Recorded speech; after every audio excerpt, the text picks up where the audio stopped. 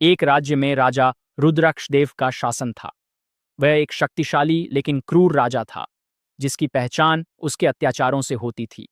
उसकी प्रजा गरीबी, भूख और अन्याय से त्रस्त थी, परंतु राजा को उनकी परेशानियों की कोई चिंता नहीं थी।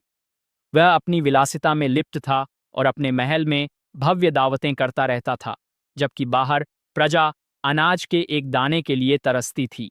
राजा का अत्याचार राजा रुद्रक्षदेव ने कर प्रणाली इतनी कठोर बना दी थी कि गरीब किसानों और व्यापारियों के पास अपना पेट भरने तक के पैसे नहीं बचते थे। हर महीने नए कर लगाए जाते और जो लोग समय पर कर नहीं चुका पाते, उन्हें कठोर दंड दिया जाता था। सैनिक उनके घरों से जबरदस्ती अनाज और गहने उठा ले जाते, उनकी महिलाओं और बच्चों तक को नहीं बख्शा जाता। राजा के दरबार में न्याय के नाम पर सिर्फ दिखावा था। अमीरों और दरबारियों के लिए अलग नियम थे, जबकि गरीबों के लिए अलग। जो भी राजा के खिलाफ आवाज उठाने की हिम्मत करता, उसे जेल में डाल दिया जाता या फिर खुलेआम कोड़ों से पीटा जाता। एक संत की भविष्यवाणी इसी राज्य में एक साधु रहते थे, जिनका नाम आर्षि अत्रि था। वे जंगलों में तपस्या करते थे और लोगों को धर्म और सत्य का मार्ग दिखाते थे। जब राजा के अत्याचार हद से ज्यादा बढ़ गए, तो आर्षि अत्रि ने दरबार में जाकर राजा को चेतावनी दी। राजन, तुम्हारे पापों का घड़ा भर चुका है। यदि तुमने अपने तरीके नहीं बदले, तो शीघ्र ही तुम्हारा अंत होगा। एक गरीब ही तुम्हारे पतन का कारण बनेगा। राजा को यह सुनकर क्रोध आ गया। उसने आर्षि अत्रि को जेल में डालने का आदेश दे दिया और उनकी चेतावनी को नजरअंदाज कर दिया।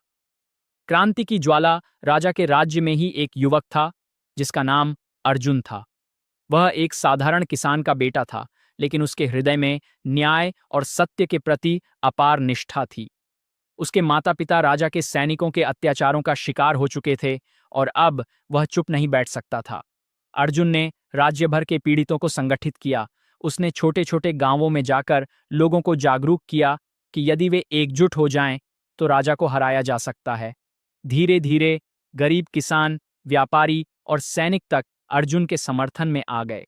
राजमहल पर हमला। एक रात जब राजा अपने महल में उत्सव मना रहा था, अर्जुन और उसके साथियों ने महल पर धावा बोल दिया। उनके पास तलवारें और डाल नहीं थीं, लेकिन उनके पास हिम्मत और सच्चाई की शक्ति थी। उन्होंने राजा के निजी सैनिकों को हराया और अंततः अर्जुन राजा रुद्रक्षदेव के सामने खड़ा हो गया। राजा डर के मारे कांप उठा। अर्जुन ने उसे उसकी ही अदालत में घसीट कर ले गया, जहां जनता ने उसे धिक्कारा। लोगों ने मिलकर राजा को गद्दी से हटा दिया और उसे जीवन भर के लिए कारागार में डाल दिया।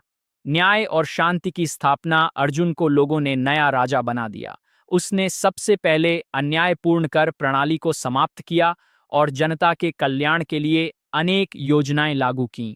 राज्य में फिर से समृद्धि आई और गरीबों के चेहरों पर मुस्कान लौट आई। आर्षि अत्रि की भविष्यवाणी सत्य सिद्ध हुई। एक गरीब किसान का बेटा ही अत्याचारी राजा के पतन का कारण बना।